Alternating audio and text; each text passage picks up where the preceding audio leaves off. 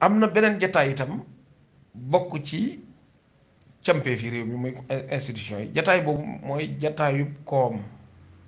mboolaay ak kéew jataayub koom mboolaay ak kéew mooy la ñuy wax le conseil économique social et environnemental jataayub koom mboolaay ak kéew bi atte bi nga xam ne limat ñaar fukk ak ñaar fukk ak juróom benn bu ñaar fukk ak juróom ñetti yu sëtu mbar ñaari junni ak fukk ak ñaar moom jataay boobu atte bii nga xam ne mi ngi yor numéro limat 2012 16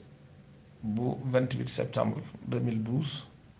atte boobu moo sos jataayub koom mboolaay ak kéew moom atte boobu nag mi ngi aju ci xoolaatu ndey atte ji muy révision constitutionnelle ñu dellusi ci jataayub koom mboolaay ak kéew bi atte limat ñaar fukk ak ñaar fukk ak juróom benn bu ñaar fukk ak juróom ñett yu sëtu mbar ñaari junni ak fukk ak ñaar moo ko sos atte boobu moo sos jataay bi moo ko sos moom te atte boobu it mi ngi aju woon ci xoolaatu ndey atte ji loolu mooy conseil constitutionnel conseil économique social et environnemental a été créé par la loi numéro tel dégg nga portant révision de la constitution foofu yëpp loolu bu ma ko doon wax ci tubaab loolu la ñu ñëw ci beneen nun koy tuddee sax beneen campeef bi moom itam ci campeef yi la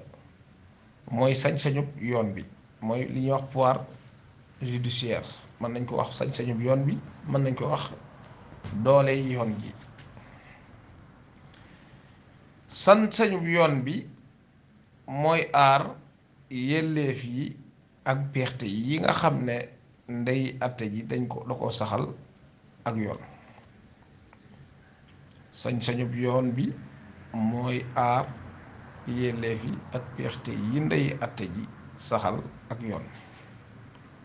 sañ-sañub yoon bi daa jonn wéeruwul ci sañ-sañub yoonal bi ak bu wéyal bi sañ-sañub yoonal bu ñu ko waxee mooy pouvoir législatif sañ-sañub wéyal mooy pouvoir exécutif bu yooyu jàllee am na beneen campeef bu fi nekkaat moom la ñuy wax caytu gi mooy gouvernement le gouvernement caytu gi mooy doxal tey lootaabe politique gu xeet wi ci ron njiitu jëwriñ ju jëkk ji mooy kiy tontu moom jëwriñ ju jëkk ji ci kanamu njiitul bokkeef gi ak bu ma waxee ak mooy mënoon na fee gën a bari waaye dañ ko yemale foofu ngir dañuy wane rek bu ndaw li nga xam ne maanaam mënees nañ si dégg ne dañuy jàngale rek mosale